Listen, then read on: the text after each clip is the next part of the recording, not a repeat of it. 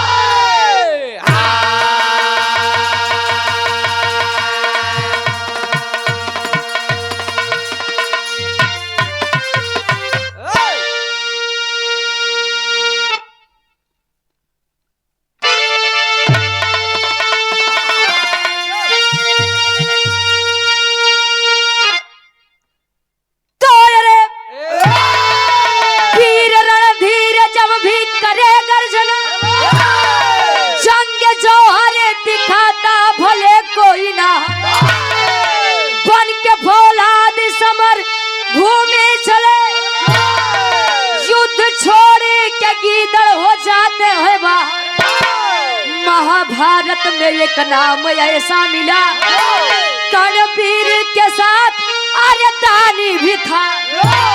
मान सम्मान संग वचन भी निभाया, साहसी बलशाली और शाली भी था।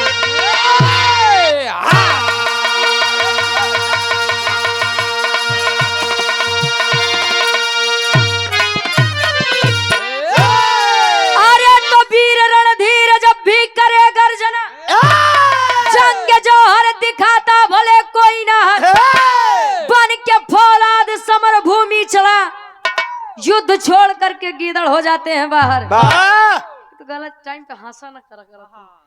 ए भैया, आप लोग जानते हैं कि पूरे महाभारत में कर्ण से बड़ा योद्धा कोई नहीं था।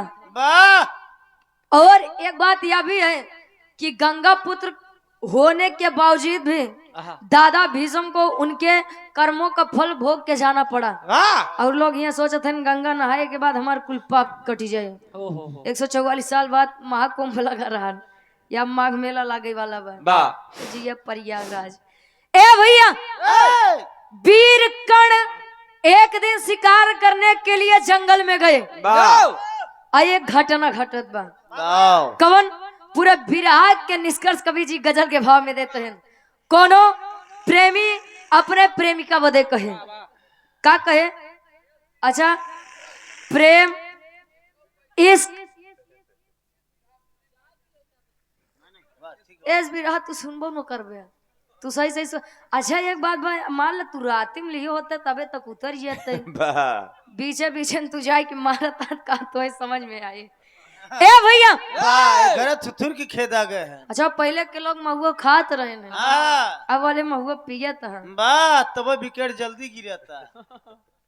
खाए वाले तो देखत आवे बैठा है प्रेम से सुनत है, अब देखो फिर आवत है जौन दूसरे के लकड़ी चोराई चोराई तू जरावत है। ए भैया वो प्रेमी अपने प्रेमिका से कहे अबे हमरे शिवराम चचा एक बात बड़ी बढ़िया बताए ने देखा था दुल्हन 17 साल के बटे तबे 34 से हेरत बा आ करबा का कहिए मने 70 साल के हाथ 35 साल के दुल्हन हेरत है 70 पे 35 बैठ जाता। देखा था आप लोग देखो बजौनपुर कांड। आओ गुरुजी प्रेमी कहे कैसे चला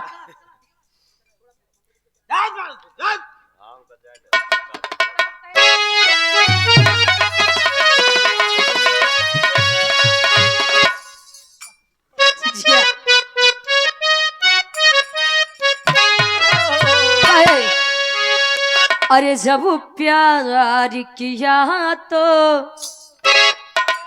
अरे जब प्यार किया तो डरना क्या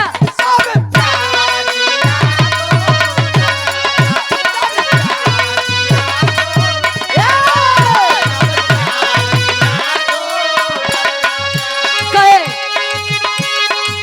प्यार किया है कोई चोरी नहीं की प्यार किया है कोई चोरी नहीं कि छुप छुप के है भरना क्या रे जब प्यार किया तो डरना क्या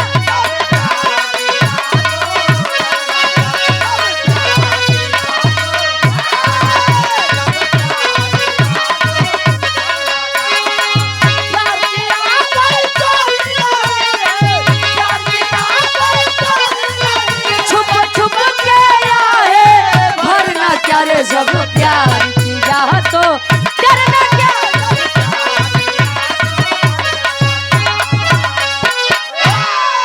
कहे प्यार किया है कोई चोरी नहीं की और छुप छुप के आए भरना क्या प्रेम पाक और पवित्र होना चाहिए। प्रेम तो भगवान कन्हैया और राधिका जी ने किया था लेकिन आज के समय में तो दिनों भर में कान्य के बाद लव होत बा कान्य के बाद छुट्टी छूटा होत बा। उधम भैया कहाँ गए गए आज के समय में अगर कसम खाए से काका मन ही मरत होता है विश्वास मना भारत देश के आधी आबादी तेईसे नहीं चली जाती कहीं जान ले बाबू तुम्हार कसम। अरे सब छोड़ा पाकिस्तान करे तोहरी माइक मच खाई के ले रे जिया शेर कसम पे भरोसा नहीं करना चाहिए। का जाना था कसम खाए से मन ही मरत है का नहीं सिर्फ भरोसा मरता है।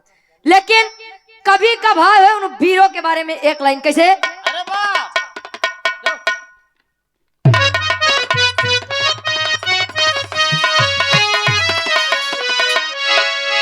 अरे वीर चुनौती अरे वीर चुनौती सहते नहीं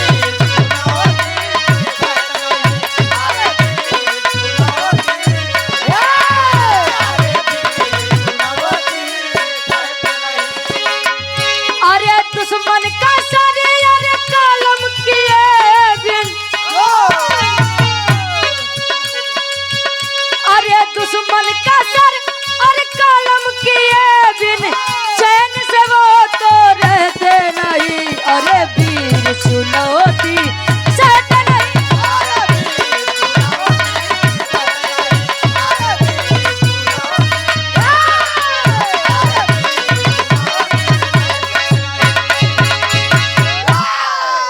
कहे दुश्मन का सर अरे कलम किए बिन चैन से वो तो रहते नहीं अरे वीर चुनौती सहते नहीं।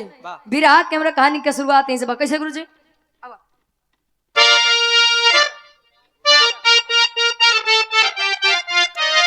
जी हाँ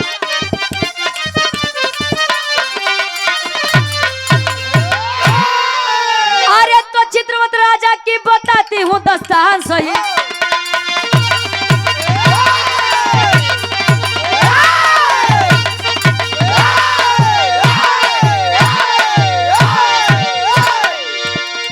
चित्रवत राजा की बताती हूँ दस्तान सही असौरी बिटिया पद्मावती की बखान सही मन ही मन में तब दोनों ने विचार किया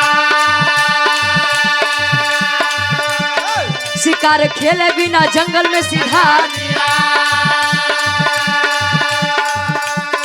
घटी एक घटना दुश्मन चारों ओर से घेर लिया।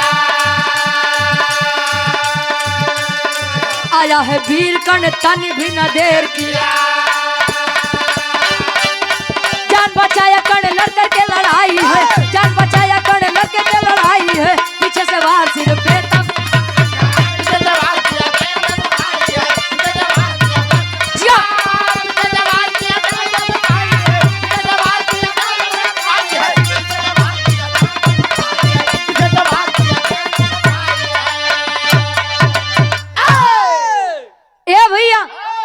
कहानी क्या तनी समझ ला।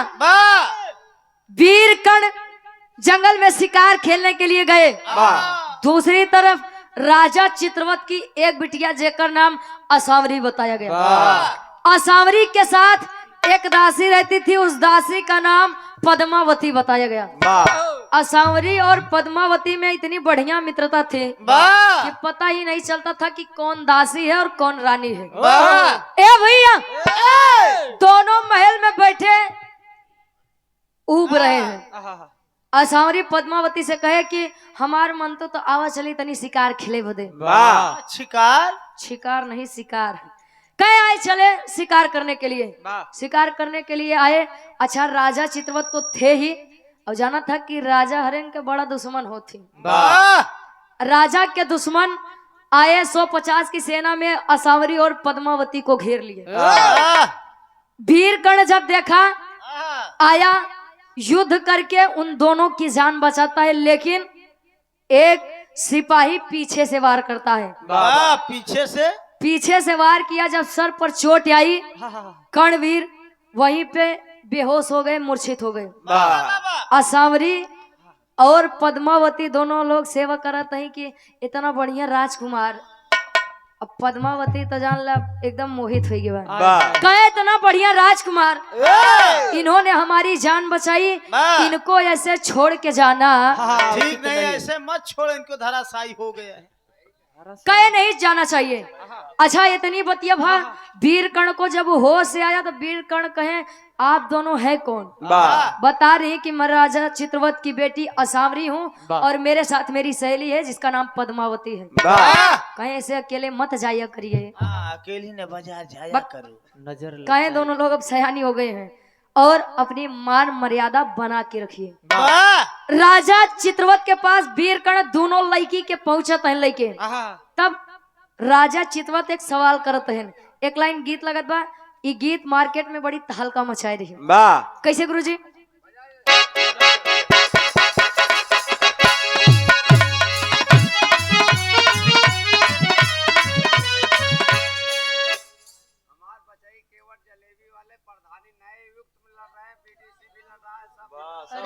₹10 में बचाई केवट जलेबी वाले।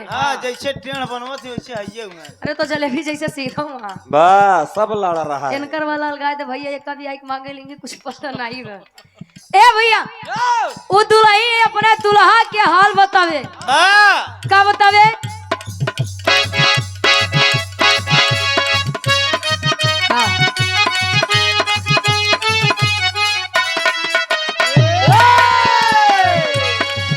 अरे हाली का कही पियावा के, अरे हाली का कही पियावा के, बिना चलुए न जान चापता।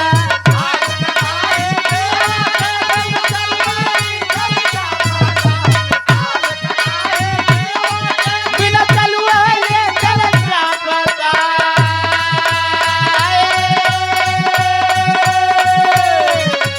हाली का कहीं पियावा के, बिना चलुए न जान चापता। नया नया ड्राइवर अरे नया नया ड्राइवर हरन रे धई धई दाबता। हरन रे नया नया ड्राइवर हरन रे धई धई दाबता। लेकिन दोनों कुंवारी लड़कियों के लेके वीर कर्ण करते क्या है?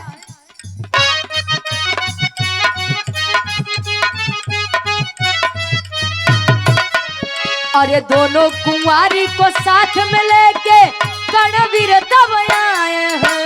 दोनों कुंवारी को काका ले लेके कर्णवीर तब आए हैं। दोनों कुंवारी को काका ले लेके कर्णवीर तब आए हैं। अरे दोनों कुंवारी को साथ में लेके कर्णवीर तब आए हैं। जंगल वाली बात राजा,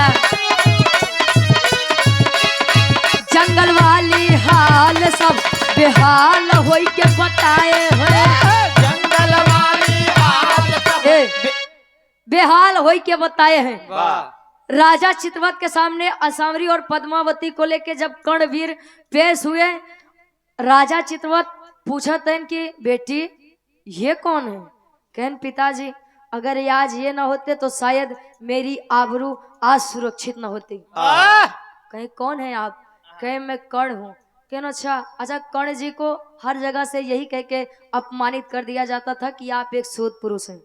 ए भैया, वीर कर्ण के बारे में जब इतनी बतिया राजा चित्रवत सुने, कहे मैं बहुत आभारी हूँ आपका, आप मुझसे कुछ भी मांग लीजिए, सोना चांदी, यहाँ तक मैं आधा साम्राज्य आपके नाम कर दूं। कहे राजा हम का करबे कसब लेके? ले लो आधा साम्राज्य भाई। कहे क्या करूंगा मैं ये लेके? कहे तब का चाहिए? राजा चितवत के बिटिया असावरी की तरफ वीर कर्ण नजर घुमावत हैं। वाह कहे राजा जौन मांगब तोन देबा? कहे हाँ देव। कहे जौन मांगब तोन देबा? कहे हाँ देव। वाह कहे वो तहार बिटिया जौन असावरी बा। वाह आय हाय जी। कहे तुम्हारी जौन बिटिया असावरी बा ये हमके बड़ी पसंद बा। पहली नजर के पहला प्रेम हो गया। प्रेम नहीं प्यार हो गया। अब मेरी शादी इन्हीं से करवा दीजिए और मैं कुछ नहीं चाहूंगा। इतनी बतिया राजा सुने, गुस्से में आग बबूला हो गए। अरे तेरी ये मजाल, एक सूद पुरुष हो करके मेरी बेटी का हाथ मुझसे मांगता है? चला जा यहाँ से। जब असावरी के पिता राजा चितवत जी भरी सभा में अपमानित करके कर्ण को भगा दीजिए, धीरे धीरे समय बीता। राजा चितवत अपने बिटिया खातिर स्वयंवर रचते हैं। और जब स्वयंवर रचन बिटिया बाहर उनका 18 साल, जे खबर पायन क्यों 35 साल, क्यों 28 साल, क्यों 40 साल, क्यों 60 साल पेंसिल लेत रहे घाव चल दे। जे सुनन कि अब असावरी के स्वयंवर बाद सब के अपन एकदम जोर अजमावे बरे स्वयंवर में पहुंचे। होत का एक लाइन गीत लगत बा।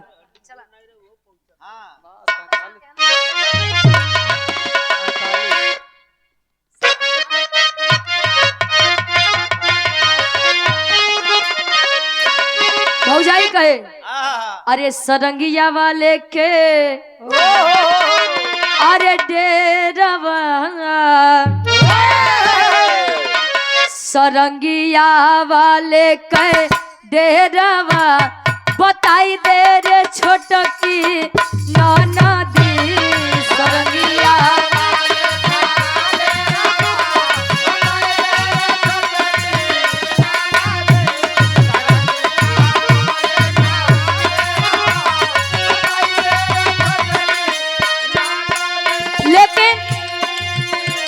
स्वयंवर के कैले रचनवा, स्वयंवर के कैले रचनवा, सजनवा खातिर बिटिया के स्वयंवर के कैले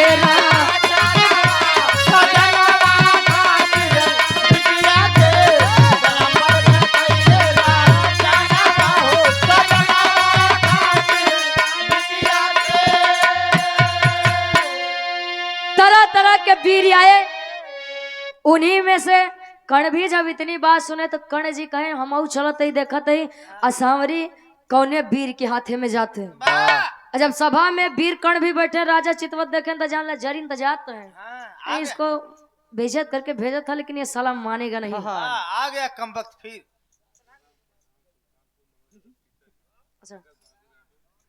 मनोज यादव जी प्रधान जी सुल्तानपुर से, आप उनके पूजनीय पिताजी जगत बहादुर यादव जी, ये गार्जियन जी के द्वारा 200 रुपए, जो कि प्रधानाचार्य जी हैं, यानी गुरु जी के द्वारा 200 रुपए आशीर्वाद के छारी के हम बच्चे अपनी कला में कामयाब रहे।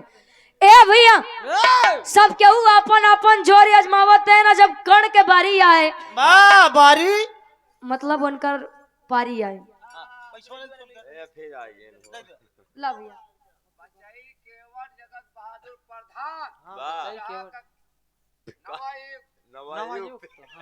नवाई को फूलपुर फर्टिलाइजर बचाऊ केवट जी, जलेबी वाले बचाई, अच्छा बचाई केवट वाले, जलेबी वाले, जगत बहादुर प्रधान प्रधान जी, अच्छा नवयुवक, नवायुक्त बकरा तैयार है, वेदी पर लेके जाइए, लेके जाइए चौरा पर बकरा तैयार है। अच्छा जलेबी वाले ये गार्जियन जी के द्वारा 20 रुपए, जहाँ रहा इसे जनात रहा भगवान तोरे आवाजी में से दमदारी भरे रहे। वाह भगवान तोरे आत्मा की शांति दे, जहाँ रही से महकत रहे। ए भैया अब यार वीर कर्ण जब बाण चलाए तो जितना राजा बैठा रहे ने सबके मुड़े के मुकुट नीचे गिर गया, सभी नतमस्तक हो गया। जब राजा चित्रवत देखे उनका ओह माय गॉड, राजा देखे कहीं यार कर्ण इतना बड़ा वीर है, शर्म के कारण उनकी आंख झुक गई, शर्म से उनका सर नीचे हो गया। तब ले कहे के अनुसार असावरी के बियाह कर्ण से हो चलत बा, और होत का तेरी के भाव में गुरुजी लिखत है।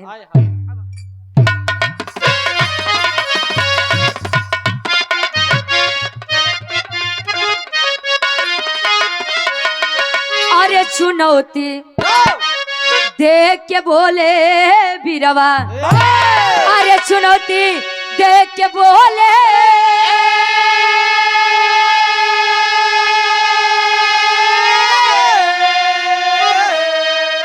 अरे चुनौती देख के बोले बीरवा, त जबरी ब्याह न करबे तहजीब मिली बपौती रे बपौती रे बपौती।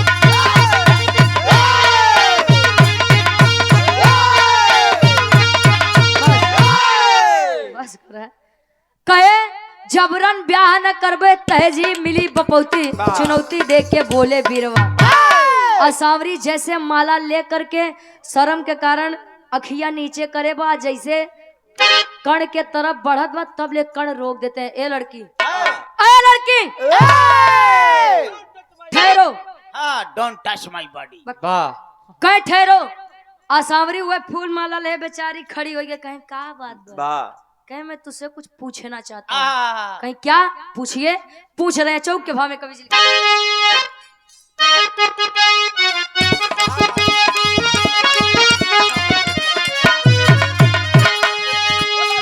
माला लेके चली असावरी,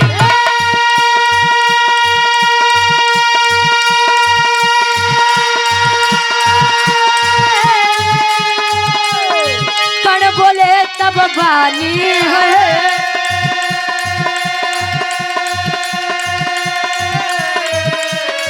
मर्जी से यदि माला डालो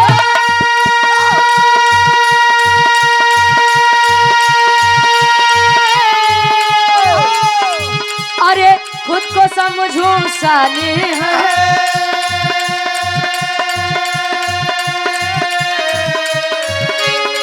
शादी पितु की हार से होगी,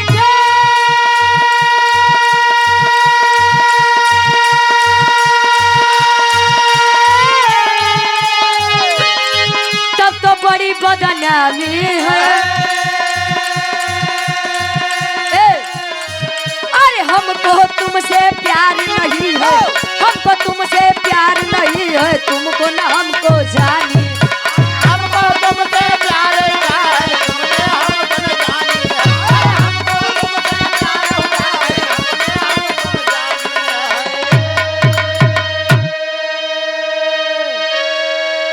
ए भैया कहानी के तने ध्यान से समझिए, कहानी हमारे एकदम समीप में बा। असावरी आ रही है तभी देखिए कर्ण जी कितने महान थे। कर्ण जी ने पूछा ये लड़की कहें बोलिए, कहें क्या तुम सचमुच मुझसे शादी करना चाहती हो? कहीं है तो उसी के शादी करे चाहे, एक तो तू सूद पुरुष, तोरे बाबू के पते नहीं, माई के पते नहीं, तो उसी शादी कह के चलिए हम अपन बेइज्जती करवाई। कहे तो शादी क्यों कर रही है तू मुझसे? कहीं क्यों तो हमारे बाबू अपने कहे अनुसार हारी गेंद बात, मैं उनकी इज्जत बचाने के लिए आपसे शादी कर रही हूँ। वाह इतनी बतिया वीर कर्ण सुने कहने लड़की, वाह ए लड़की, शायद तुमको अभी पता नहीं है। पता नहीं है कि मैं कौन हूँ। वाह मुझे तुझसे प्रेम है, इसमें कोई दो राह नहीं है, वाह लेकिन मैं तुझसे जबरदस्ती विवाह कर लूं ये मेरे शान के खिलाफ है। वाह कहीं तब कहीं जा तुझे छोड़ दिया, तू जैसी लड़की हजारों को कुर्बान कर दूंगा। वाह यहाँ जब असावरी के शादी टूटत बात पद्मावती बेचारी खड़ी बा, इतना बढ़िया लड़किया बा, वाह इनकर माई बिटिया बाप बिटिया के मती मरान बा, इतना बढ़िया लड़किया अपने हाथे से जाई देते हैं। वाह और तब ले वीर कर्ण करत हैं, पद्मावती से पूछत हैं, पद्मावती वाह क्या आप मुझसे शादी करना चाहती हैं? वाह शादी करेंगी आप मुझसे? पद्मावती तो ये चाहते ही रही, हाँ आई लव यू कह ली जल्दी से। पद्मावती यही चाहती थी। वीर कर्ण असावरी के ऊपर लोभित हुए थे और पद्मावती वीर कर्ण के ऊपर। वाह तब भव का हुई बीच सभा में हमरे बिरहा के आखिरी गीत लगत बा। ये गीत मार्केट में बड़ी तहलका मचा रही गुरुजी। वाह कोनो लड़का कोनो लड़की के देख के गावे वाह कैसे?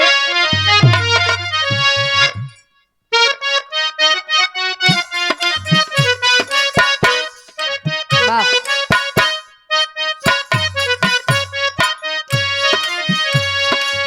उले क्या कहे? तनिका गौर से देखा बदल गई स्टाइल रे दैया, हाई स्टाइल रे दैया, बेलना पकड़े वाले हाथन में मोबाइल रे दैया। हाई स्टाइल रे दैया, बेलना पकड़े वाले हाथन में मोबाइल रे दैया। गौर से देखा बदल गई स्टाइल रे दैया, हाई स्टाइल रे दैया, बेलना पकड़े वाले हाथन में मोबाइल रे दैया। लड़का कहे तनिका ताक दे तू थकला से मर जाई, आई हो मर जाई, बिना गंगा में नहैले हम तर जाइते। तनिका दे तू थकला से मर जाइते, आ मर जाइते रे बिना गंगा में नहाए हम तर जाइते।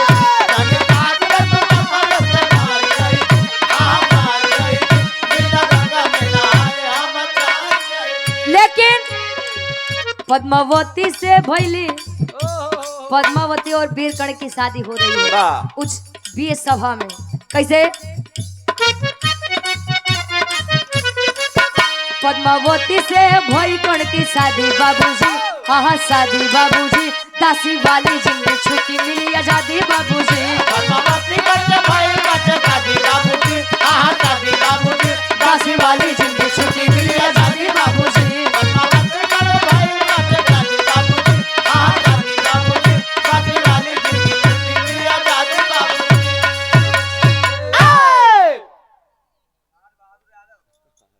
राज बहादुर यादव जी, ये गार्जियन जी के द्वारा 21 रुपए आशीर्वाद के छारी। पद्मावती और वीर कर्ण की शादी होती है। वाह शादी हुई, अच्छा सोचिए बाहर ये समय फिर देखा समय आई गया, वाह समय से शुरू समय फिर खत्म है होत बा। वो समय था कि कभी पद्मावती असावरी की दासी बन के पीछे पीछे टहलती थी, वाह और आज ही समय आई गया कि दासी से सीधे रानी बन गई। वाह पद्मावती से विवाह करके, ए भैया, पद्मावती से विवाह करके अपने साम्राज्य राज्य वापस आए। वाह धीरे धीरे समय बीता, वाह होत का कवि जी आला के भाव में प्रमाण देते हैं। अरे बीरबल का खिचड़ी बनाते अब हाँ बजा लो, बाद ताप लिया चला जियो।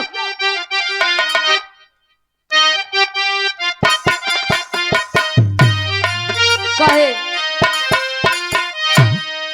अरे खुशी खुशी दीनामा भी तावे लागे दोनों पंचों,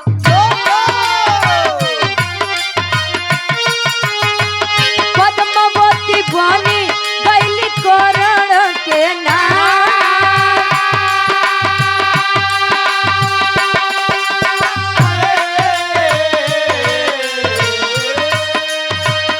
कुछ दिन बीता पैदा भइले ललनवा एगो,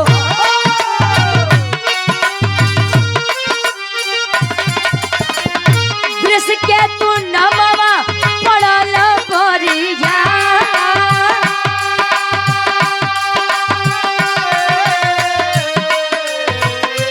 अर्जुन के पुत्र से भैली लड़ैया पंचो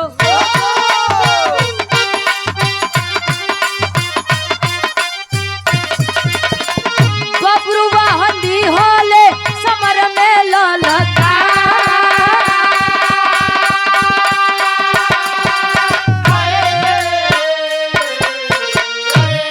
कहानी हमारा ध्यान से सुनिए। पद्मावती को लेके वीरकर्ण जब वापस अपने साम्राज्य आए, धीरे धीरे समय बीता, दोनों के संयोग से एक बच्चे का जन्म होता है। वार से अभिमन्यु जन्म रहा नहीं, यार से वृषकेतु जन्म।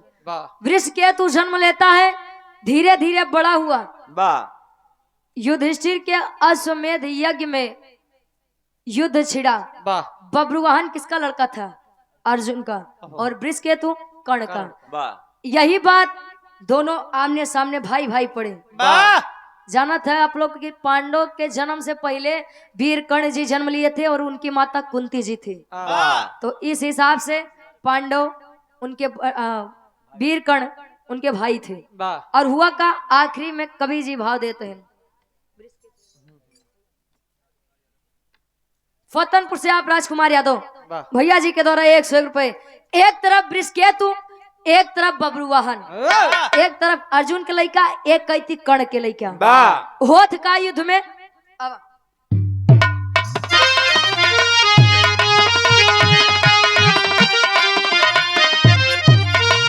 अरे वृषकेतु बब्रुवाहन में अब लड़ैया भइले। अरे वृषकेतु बब्रुवाहन में आई लड़ैया भइले। एक भाई के वध एक भाई कई।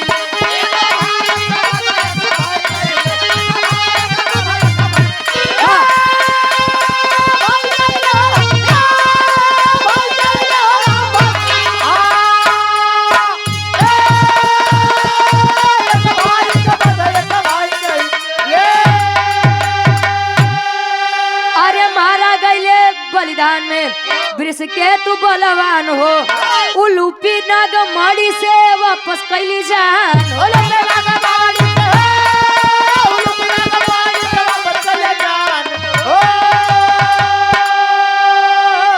अरे अर्जुन के अश्वमेध में अब धोखा भइले।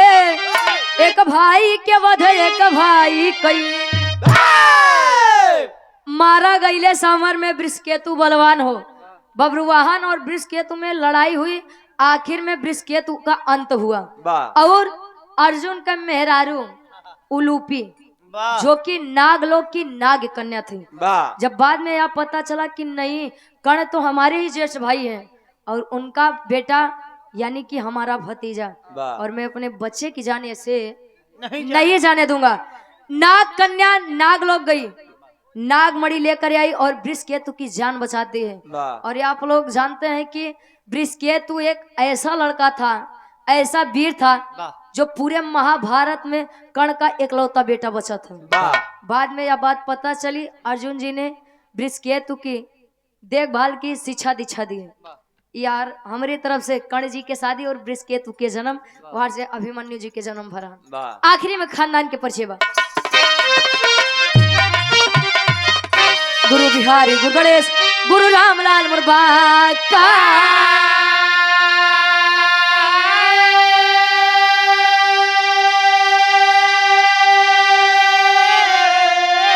अरे स्वर्ग से चंडिका कवि बच्चन का विजय पताका।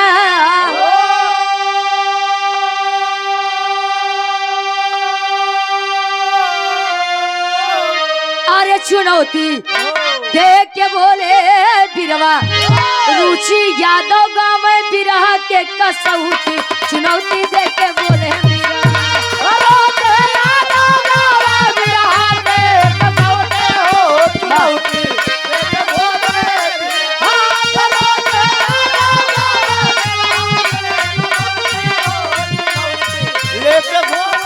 हमरे गार्जियन जी के 2 लाइन आदेश बा, फरमाइश बा, में हो जाए।